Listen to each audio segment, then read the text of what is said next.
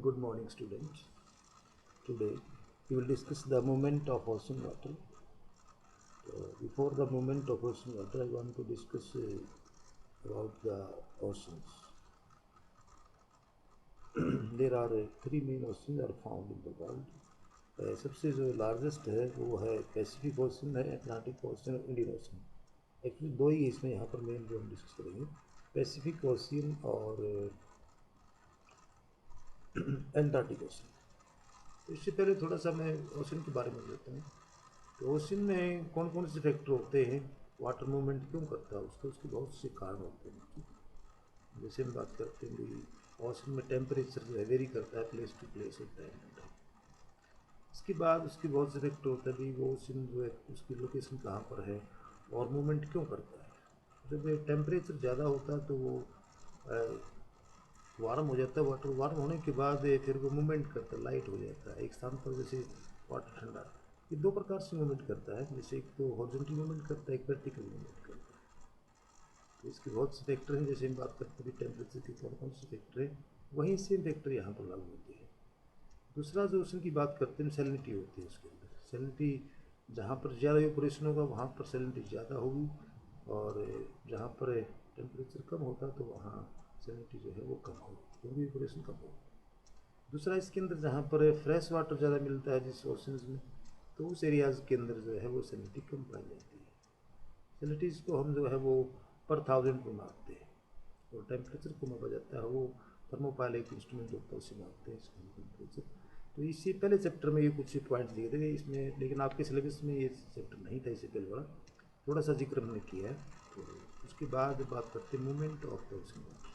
कोई भी ओशंस के अंदर मूवमेंट होती है, किस प्रकार की मूवमेंट होती है. तीन प्रकार की मेन जो मूवमेंट पाई जाती है. एक वेव होता है, वेव उठती है उसके अंदर, और दूसरा जो है वो टाइड, और थर्ड होता है ओशन करंट. तीन प्रकार की मूवमेंट यहाँ पर हम डिस्कस करेंगे. The ocean water is dynamic. Ocean water जो है वो स्टैटिक नहीं होता, डायनेमिक होता है. Its physical characteristics like the temperature, salinity, density and the external forces like of the sun. लेकिन आपको बता जैसे भी इसके अंदर टेम्परेचर होता है, सैलिनिटी होती है और डेंसिटी होती है, जिसके कारण मूवमेंट करता है. Like the sun, moon and the winds influence the movement of the ocean water. ये तीनों चीज़ जो है इसको, सन के द्वारा क्या होगा, टेम्परेचर बढ़ेगा और विंड चलेगी, विंड के बाद फिर उसके अंदर वेव चलेंगे. इसी प्रकार से मून जो है वो ग्रेविटेशन फोर्स के कारण उसको रोटेट करता है. और विंड जब वाटर सरफेस पर चलती है तो विंड की जो एनर्जी है वो वेव फॉर्म में चेंज हो जाती है. तो ये तीन चीज़ इसको पकड़ती है, sun, moon and the winds.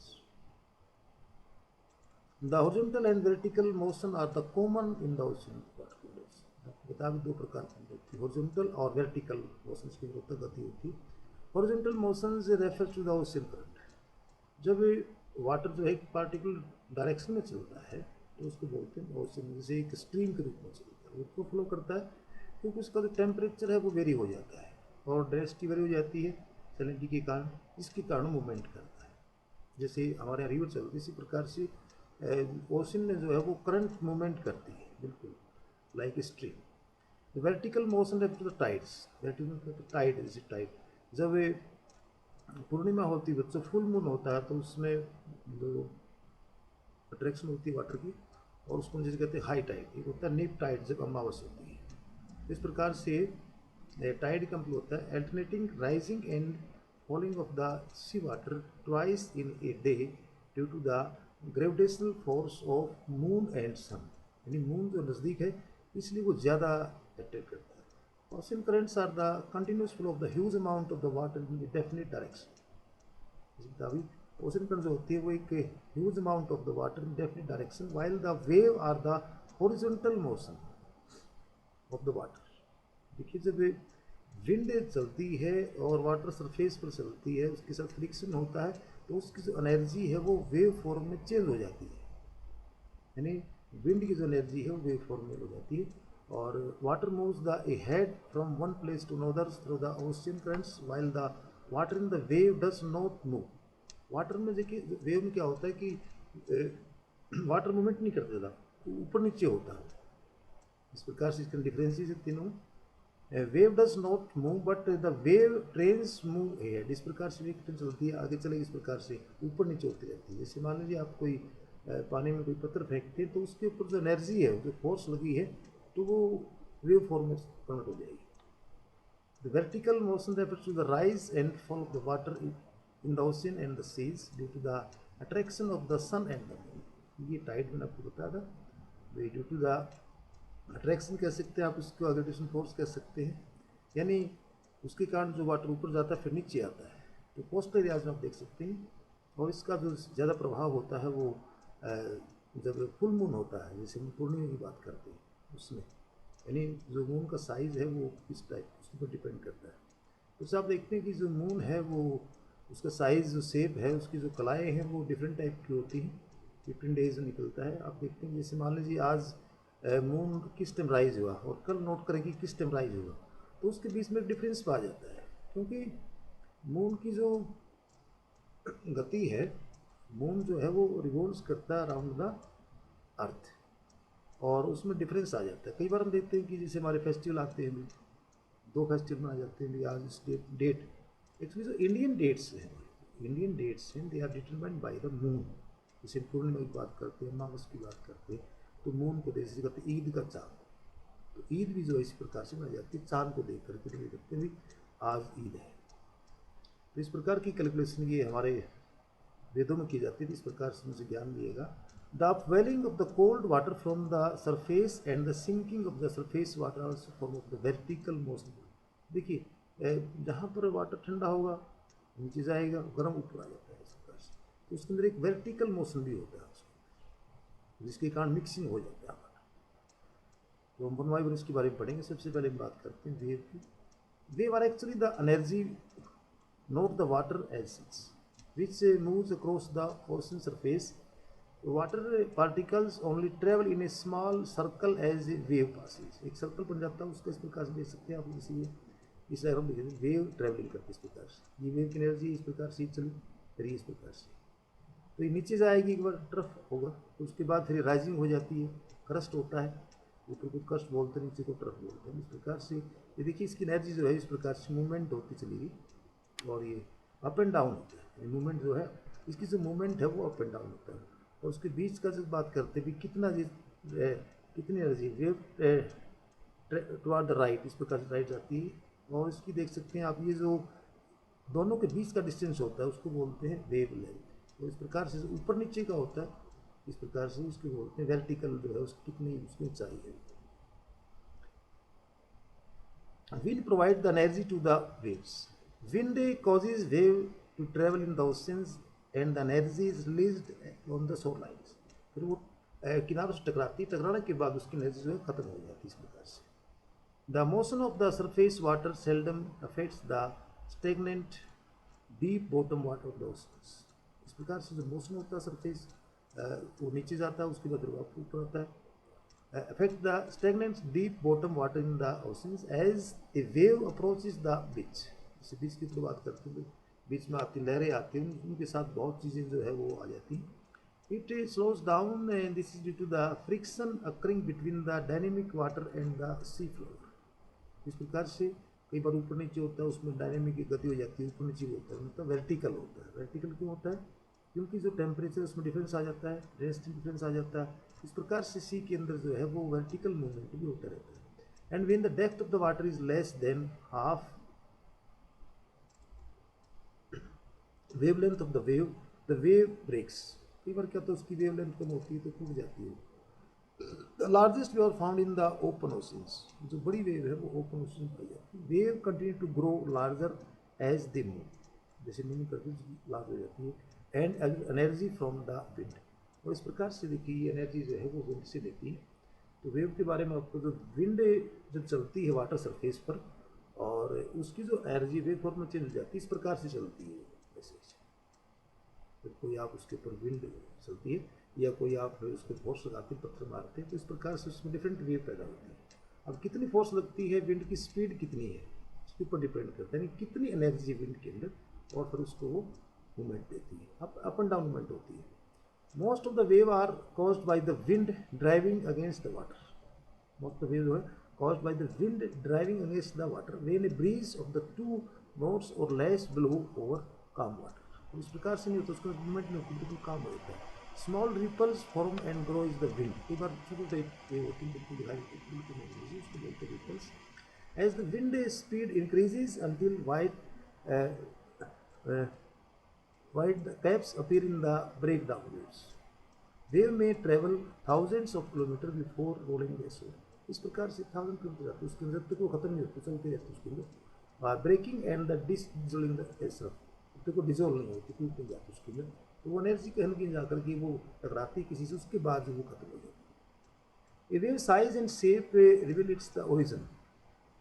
उसका जो शेप है वो साइज किस प्रकार का है।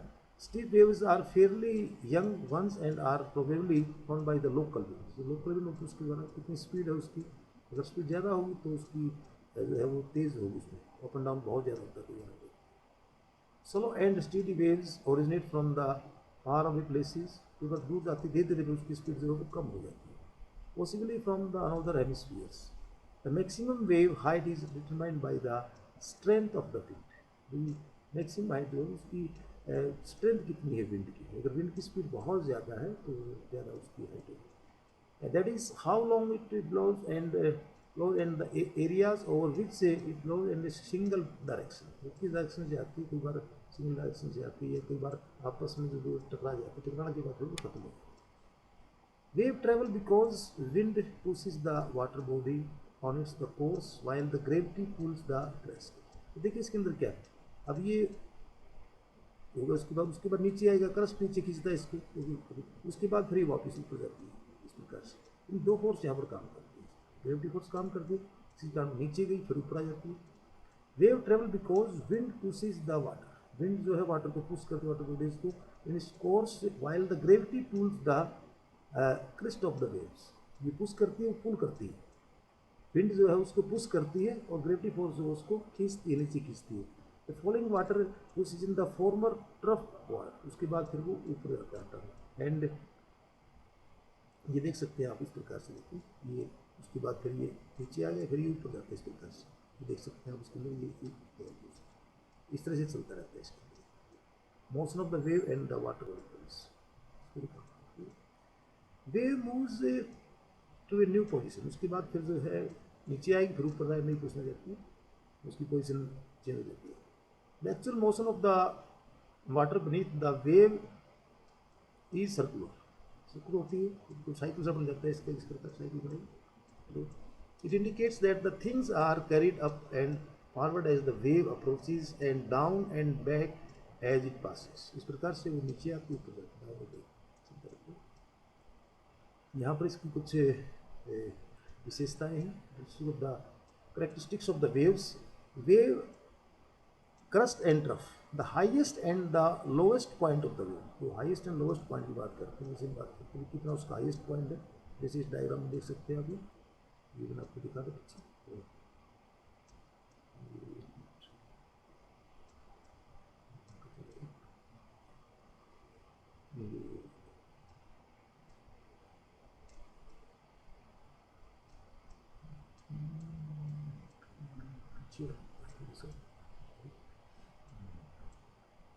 ये मैंने आपको बोला, जैसे ये इस प्रकार से कितनी, ये यहाँ से लेकर के इस प्रकार से,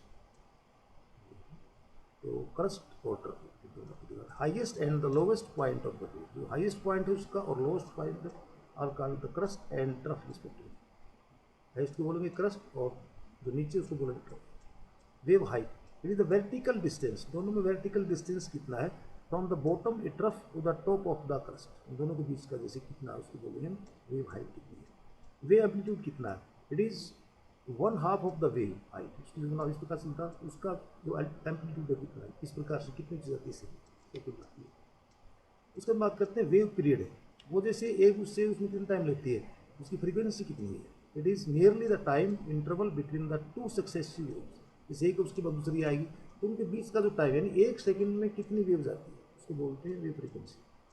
it is nearly the time interval between the two successive waves crest or the trough as they pass a fixed point। तो उसके एक पॉइंट से जो कितनी बार कितने बार गुजर सकती है एक सेकंड के अंदर। वेव लेंथ, ये कुछ टर्म है।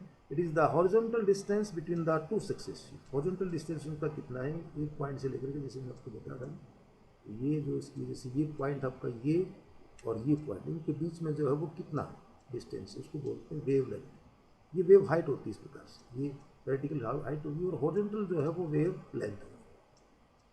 तो ये कभी होना चाहिए आपको। Wavelength it is the horizontal distance between the two successive crust, जो दो सक्सेसिव साथ साथ में जो है वो उनके बीच का जो डिस्टेंस है वो कितना है। Wave speed it is the rate at which the wave moves through the water and is the measured in the notes. उसकी स्पीड कितनी है, एक नोट्स की यूनिट होती है उसको मापने के लिए, उसमें मापते हैं कितनी किलोमीटर है पर मीटर है, इस प्रकार से उसकी एक स्पीड होती है। It is the rate at which the wave moves through the water, water से जो कितनी स्पीड से गुजरती है, and it is measures in notes. Wave frequency it is the number of the waves passing of A given point. मैं बता रहा हूँ एक सेकंड में जो है वो कितनी बार या एक मिनट में कितनी बार गुजरती है। It is the number of the waves passing A given point, जैसे एक पॉइंट से वो कितनी बार गुजर, number of the waves passing of A given point during a 1 second time interval, एक सेकंड के टाइम में कितनी बार जो है गुजरती है, उसको बोलते हैं वेव फ्रीक्वेंसी, यानी उसकी बारंबारता कितनी बार वो वहाँ से वो पास हो जाती है। तो बच्चों वेव के बारे में था, वेरी इंटरेस्टिंग है। और उसके बारे में बात करते हैं टाइड्स की। The periodical rise and fall of the sea level once or twice a day, दिन में एक या दो बार जो ओशन का वाटर है ऊपर जाता है नीचे आता है, due to the attraction of the main, due to the attraction of the sun and the moon.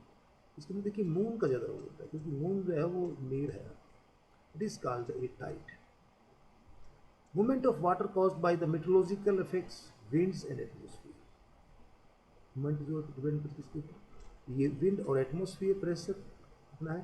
Changes are called the surge. कई बार होते हैं उसके अंदर विंड कितनी चलती है, एटमॉस्फेयर प्रेशर कितना है। Surges are not regular like the tides, ये रेगुलर नहीं होते, ये कभी कभी आते हैं। ये डिपेंड करता है कि उसके अंदर एटमॉस्फेयर प्रेशर कितना, विंड कितना, कई बार सर्ज होते हैं टूटता पानी हमसे, तो ये सर्ज बोलते हैं इसको। टाइड जो है वो इसका एक पार्टिकुलर टाइम होता है, जैसे कि जब मून राइज होता है और फुल मून होता है, नीप टाइड होता है, तो उसमें जो है जब फुल मून होता है तो हाई टाइड आता है, और जो अमावस होती है उसमें जो नीप टाइड, लो टाइड कह सकते हैं उसका, हाई और लो टाइड। इसका एक टाइम टेबल भी होता है कि किस टाइम जो है वो टाइड आएगा, क्योंकि depends on the moon rise.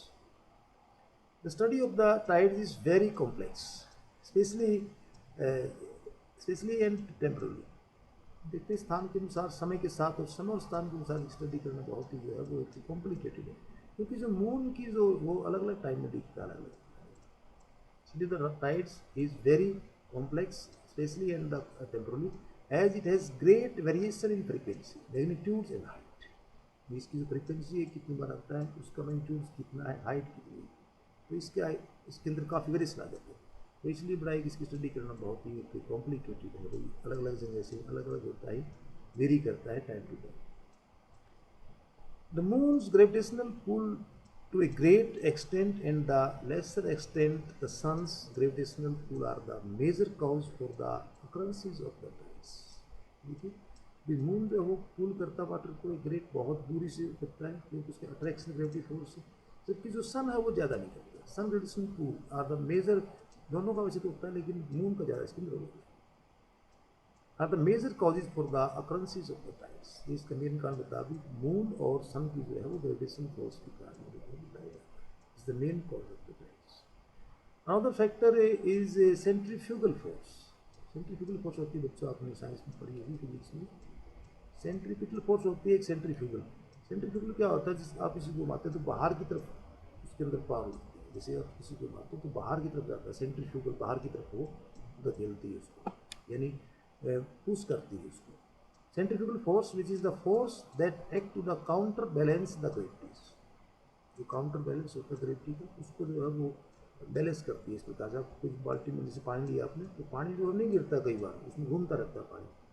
आपको ये कई बार एक बाल्टी पानी लिया आप हाथ में, उसको घुमाइए आप, वो पानी घूमेगा लेकिन पानी नहीं, तो उसके अंदर एक इस प्रकार से सेंट्रीफ्यूगल फोर्स पैदा हो जाती है, जो बैलेंस रखती है उसको। ये है इस प्रकार से जो आपके ऊपर जो वाटर है वो गिरता नहीं है, centrifugal force balance of the gravity together the gravitational pull and centrifugal force. देखिए इसके अंदर एक पुल है, एक सेंट्रीफ्यूगल फोर्स है, दोनों काम करती हैं। ये साइंटिफिक है, together gravitational pull and the centrifugal force are responsible for creating the two major tidal bulbs on the earth.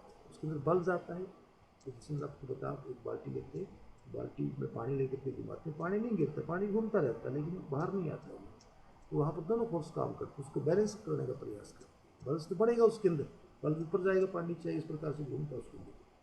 तो इसी प्रकार से अर्थ के ऊपर होता है।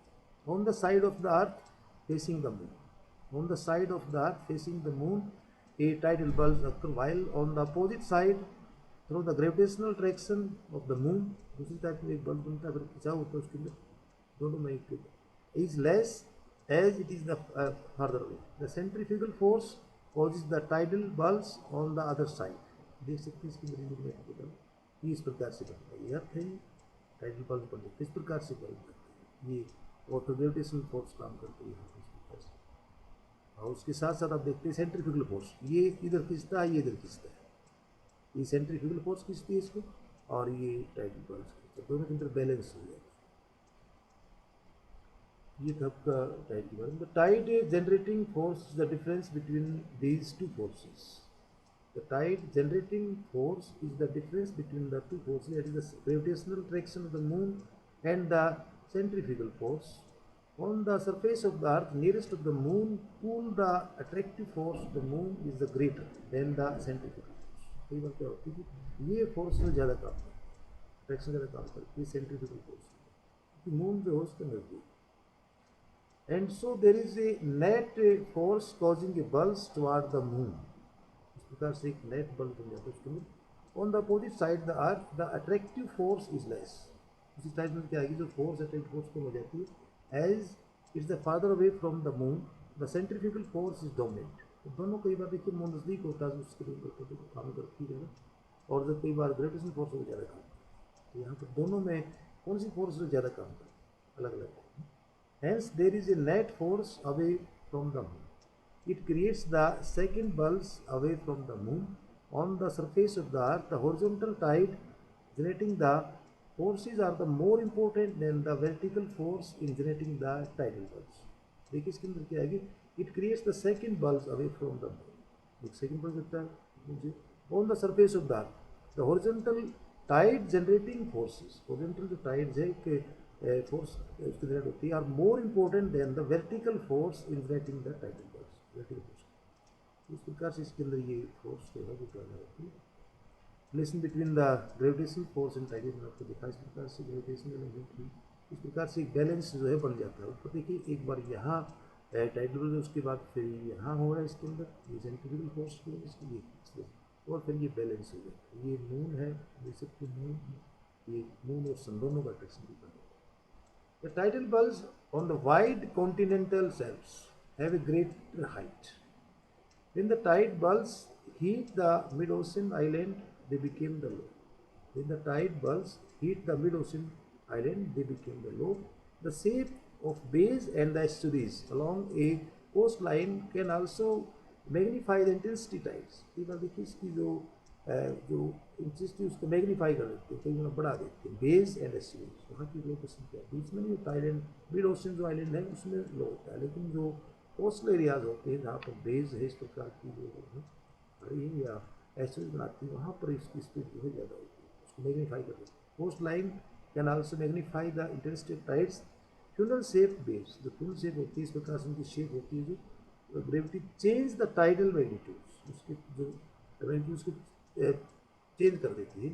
When the tide is channelized between the island or into the bays and estuaries, they call the tidal current. इस प्रकार से उसमें करंट पैदा हो जाती है, तो इसको चैनलाइज कर देती है, उसकी एनर्जी को चैनलाइज कर देती है। तो इनका ये रोल था, टाइड्स जो है वो कैसे उत्पन्न होते हैं और टाइड में उसका मेन वजह क्या है बच्चों, और उसका क्या रोल होता है, किस किस का, मून का, सन का, और कौन सी जो फोर्स है यहाँ पर, एक आपको बताया था सेंट्रीफ्यूगल फोर्स है और एक ग्रेविटेशनल फोर्स, दोनों काम उसमें यहाँ पर करते हैं, जिसके कारण ये बल्ब बन जाता है। देख सकते हैं tide of the bay of Fundy Canada, ये कि यहाँ पर टाइड आता है कनाडा, ये खाड़ी है। The highest tides in the world occur in the bay of Fundy in Nova Scotia Canada, ये एक एरिया है the tidal bulge is the 15 to 16 metre, इसमें जो 15 to 16 मीटर जो है पानी उपलब्ध है, because there are two high tides and the two low tides every day.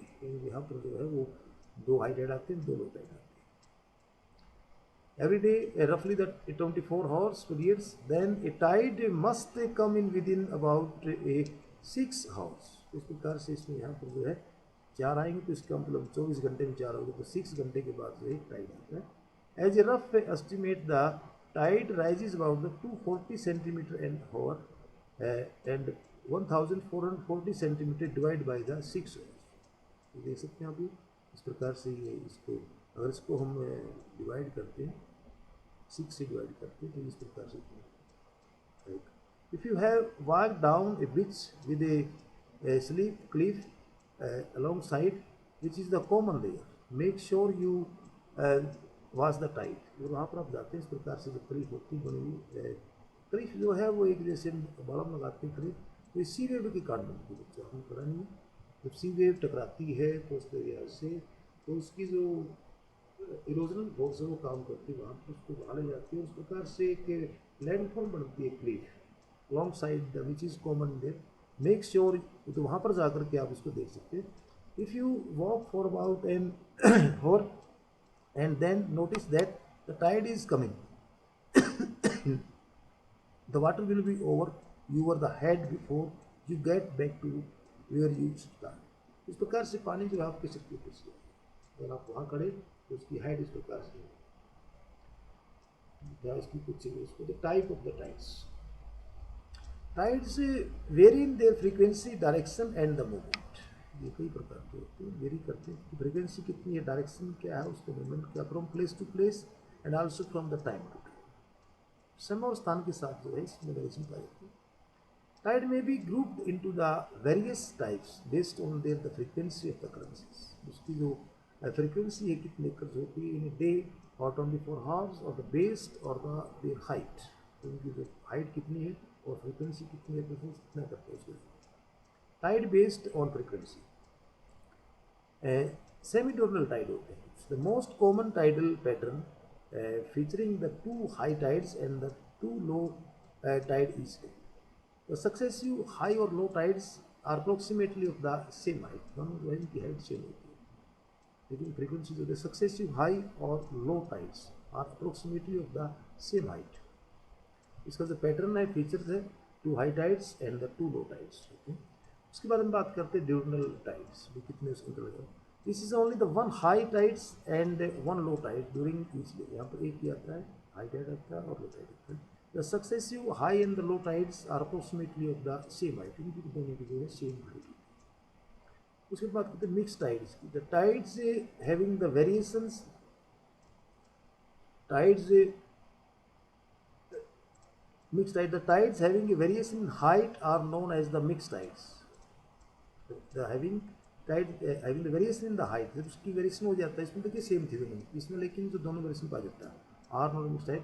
These tides generally occur along the west coast of North America and on many islands on the Pacific Ocean। इसमें जो यहाँ पर देखिए same थी दोनों की, लेकिन यहाँ पर अलग अलग हो जाती है, हाई लो टाइड की जो हाइट है वो अलग अलग हो जाती है, उसको देखते हैं mixed tides. Tide based on the sun moon and the earth position, भी कई बार पोजिशन अलग अलग होती है समय की। Tide of the rising water, high tides varies appreciably is depending upon the position of the sun and moon with respect to the earth। यानी अर्थ की उस रेस्पेक्ट में उनकी मून और सन की क्या पोजीशन है। देखते कई बार मून नज़दीक होता है, सूर्य नज़दीक होता है, कभी दूर होता है, तो उसकी जो फोर्स है उसके ऊपर काम करता है। स्प्रिंग टाइड्स एंड द नीप tides come under this category. तो इस प्रकार से स्प्रिंग टाइड होता है, एक नीप टाइड होता है, ये उसके नज़दीक होता है तो उस पर स्प्रिंग टाइड आता है, और जो दूर होता है तो नीप टाइड आता है। इस प्रकार से उसकी पोजिशन क्या है, ये तो इसके बारे में बात करते हैं। Spring tide, the position of the both the sun and the moon in relation to the earth has direct bearing on the tide height. In the sun and the moon and the earth are in the straight line, जो कि तीनों जो है वो तीनों एक इसमें होती है, तो सबसे ज़्यादा the height of the tide will be the higher होगा इसके अंदर। These are called the spring tides and they occur twice a month, दोबारा आता है। One on the full moon, में आपको जैसे फुल मून होता है, पूर्णमासी होती है, तो उसमें जो है वो हाई टाइड आता है।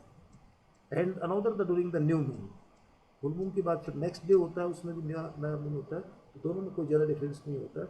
इस प्रकार से उसमें जैसे कई बार हम देखते हैं बच्चों, जो सूर्य ग्रहण चंद्र ग्रहण लगता है वो पूर्णिमा को लगता है, और जो सूर्य ग्रहण है वो लगता है अमावस को। तो उसमें एक पोजीशन में होते हैं, एक लाइन में होते हैं लगभग।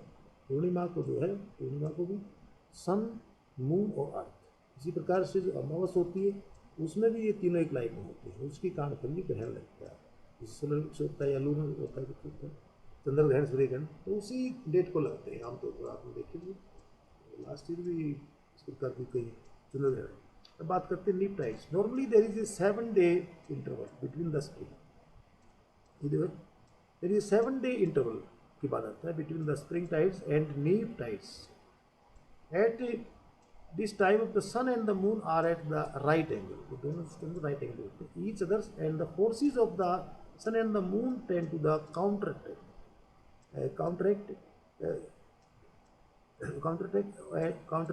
one another's, the moon attracts, उसमें राइट एंगल में होता है, उस प्रकार से काउंटरैक्ट करते हैं दोनों, काउंटरैक्ट का काम करते हैं। दो more than the twice as strong as the sun is diminished by the counteracting force of the sun gravitation pull. इस प्रकार से यहाँ जो है वो नीप टाइड होता है, लो टाइड कहते हैं इसको। Once in a month when the moon's orbit is closest to the earth, बताना होती, once in a month when the moon orbit, जब मून का जो ऑर्बिट है वो क्लोज होता है अर्थ की, इसको बोलते हैं पेरिगी, जो रोटेट करता है। जब मून देखिए रिवॉल्व्स अराउंड द अर्थ, और जब वो उसका जो ऑर्बिट की क्लोजेस्ट होता है, unusually the high and the low tides आकर, उसमें जो है वो हाई और लो टाइड आते हैं। During this time the tidal range is greater than the normal, उसमें जो है उसकी जो रेंज है वो ज़्यादा होती है। During this time the tidal range is greater than normal. 2 week later the when the moon is the farthest from the earth, उसको बोलते हैं अपोजी। देखिए दो टर्म यहाँ पर आई है, एक पेरिगी है, एक अपोजी है। पेरिगी होता है जो नज़दीक होता है मून अर्थ के, और अपोजी होता है जब वो दूर होता है।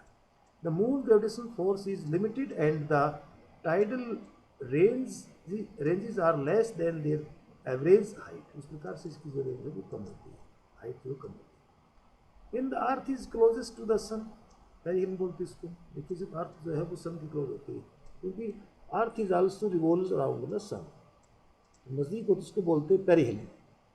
Around the 3rd January each year, tidal ranges are also much greater with unusually high and unusually the low tides. When the earth is farthest from the sun, April बोलते हैं उसको, around 4 July each year, the tidal rains are the much less than average. इस प्रकार से दोनों को देखिए, इसमें दूर होता है, इसमें जैसे मून का और अर्थ का, इसी प्रकार से सन का और अर्थ का होता है। तो कहीं ना कहीं जब दूरी ज़्यादा होती तो कम काम करता, नज़दीक होता तो उसमें ज़्यादा फोर्स लगती है, और लगता है उसमें ग्रेविटेशन फोर्स ज़्यादा उसमें काम करती है। The time between the high tides and the low tides when the water level is falling is called the ebb, बोलते हैं उसको। यहाँ पर टर्म है time between the high tides and the low tide, कितनी उसके बाद गया, फिर उसके बाद टाइम कितना टाइम लगता है उसके अंदर, दोनों के अंदर ऊपर जाने पर नीचे आने में कितना टाइम लगता है, उसको बोलते हैं। तो ये टर्म की बच्चे उसको आप, the time between the low tides and the high tides when the tide is rising is called the flow or the flood, ऊपर जाता है उसको फ्लड बोलते हैं, फिर नीचे आता है कितना टाइम लगता है आने में, उसको बोलते हैं। इसके बाद हम बात करते हैं यहाँ पर इम्पोर्टेंस ऑफ द टाइड्स। देखिए टाइड्स कोई भी हम स्टडी करते हैं तो उसकी कुछ कुछ इम्पोर्टेंस होगी, तो बहुत इम्पोर्टेंस इसके अंदर। Since tides are caused by the earth moon sun position which are known accurately, the tides can be predicted well in advance. Tides को प्रिडिक्ट करते भी इसमें टाइड आएगा, और वहाँ पर एक कैलेंडर लगा होता है कोस्ट एरियाज में, इसमें टाइड आएगा। इस प्रकार जो फिशरमैन होते हैं उनको ऐसा देता भी, और भी कोई लोग होता तो वहाँ नहीं जाए उसके लिए। This helps the navigators and fisherman plan there activities. उसके अनुसार जो नेविगेटर्स होते हैं या फिशरमैन होते हैं प्लानिंग कर सकते हैं, इसमें आएगा उसके बाद ही काम करें या उस दौरान कैसा काम करें, इस प्रकार के भी काम होते हैं उस दौरान करेंगे।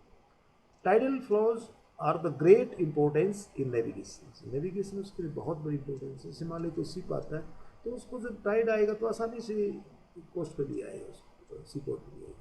Tidal height are very important, specially tide की हाइट कितनी है। Harbours near the rivers and the within the estuaries having shallow bars at the entrance. उसके अंदर जो बार होते हैं, एस्टुरीज के अंदर जो बार होते हैं, बार बन जाते हैं इस प्रकार से उसके एंट्रेंस में, which prevent the ships and boats from the entering into the harbours. इस प्रकार से भी उसकी हाइट बार बना देते हैं ताकि जो शिप है वो आगे ना आए उसमें। इस प्रकार से व्यवस्था की जाती है। Tides are also helpful in the desilting. कई बार जैसे जो कूड़ा कचरा है वो हो जाता है उसके लिए, और उसके ऊपर डिसिल्टिंग का काम किया जाता है। Desilting the sediments and in removing the polluted water from the river. जो पोल्यूटेड वाटर है उसको फिर वो वापस ले जाते हैं और कूड़ा कचरा ज़रा जो है साफ कर देते हैं। Tides are use to generate electricity power in Canada. हमारे भी यहाँ कई एरिया में कनाडा में, क्योंकि जब वो टाइड आता है तो वहाँ पर इस प्रकार से हाइड्रो पावर से बात करते हैं, तो वहाँ पर टरबाइन लगे होते हैं, वो टरबाइन घूमते हैं, उससे बिजली पैदा होती है। ए 3 megawatt tidal power project in the, ये लगाया गया है यहाँ पर, उसमें हमारे यहाँ भी लगाया गया Durga Durgaduani in the Sundarbans of the West Bengal is under way. ये काम करता है इस प्रकार से। तो कोस्टल एरियाज़ के लिए और नेविगेटर्स के लिए, फिशरमैन के लिए जो है टाइड्स बहुत इम्पोर्टेंट है। और कई बार कुछ चीज़ें भी जो है उसके साथ आ जाती है, अंदर से जो है समुद्र से जो है वो वेव आती है, तो बहुत चीज़ें जो है बहुत उसके कई प्रकार के जो मटेरियल हैं वो बाहर आ जाते हैं। चीज़ें जो बड़ी कीमती होती हैं, कि बेस कीमती होती है। तो ये थी इसके बारे में। नेक्स्ट जो इसका करंट्स के बारे में बताएंगे, ये नेक्स्ट लेक्चर में आपको बताएंगे। आज मेरे ख्याल से सफिशिएंट होगा। तो आज हमने पढ़ा बच्चों आपको वेव के बारे में और टाइड के बारे में। ये वेव जो है वो क्या होती है और किस कौन कौन सी फोर्स जो इसके अंदर काम करती है, और वेव का क्या रोल होता है, वेव क्यों उठती है उसके अंदर मैंने आपको बताया विंड के कारण होती है, मेन उसके ऊपर फोर्स लगती है। हमारे यहाँ पर बहुत सी विंड चलती है, चाहे वो वेस्टर्लीज है या प्रिवेलिंग विंड्स है या प्लेनेटरी विंड है, ट्रेड विंड्स है, कई प्रकार के लोकल विंड्स हैं। तो वेव का आप एग्जाम्पल कहीं भी आप तालाब में देख सकते हैं, या कहीं आप अगर विजिट किया हो आपने ओशंस को, उसमें देख सकते हैं। एक सुनामी वेव होती है, जो सुनामी वेव देखिए जो है वो जब सी के अंदर अर्थ पे आता है और उसकी गहराई कम होती है और उसका जो स्पीड है वो ज़्यादा होती है, तो उस समय जो है वेव उठती है और वो लगातार उठती है। जैसे जापान में ज़्यादा आती है, जापान के एरिया में, और ये 2-3 बार हमारे यहाँ भी आई है इंडिया में, उसमें कई साल पहले, और बहुत तबाही में जाती है। तो इस प्रकार से जो उनको बोलते हैं सुनामी वेव्स। सुनामी वेव जो है बहुत ही खतरनाक होती है, लगातार चलती रहती है, उसका अलग कारण है। लेकिन यहाँ पर जो हम सिंपल वेव की बात करते हैं, देख सकते हैं आप इसमें वेव की कैरेक्टरिस्टिक्स क्या है, और इसी प्रकार से टाइड्स का जो फ़ायदा क्या है, इंपोर्टेंस क्या है, टाइड की किसी टर्म है, ये आपने सिर्फ वेव की है, और टाइड्स की वेव की खासकर से टर्म है, इनको आपने याद करना है। तो बाकी जो इसका होगा वो नेक्स्ट वीक मिलेंगे आपसे। तो तब तक के लिए हम आगे जाते हैं। Thank you very much. जय हिंद बच्चों।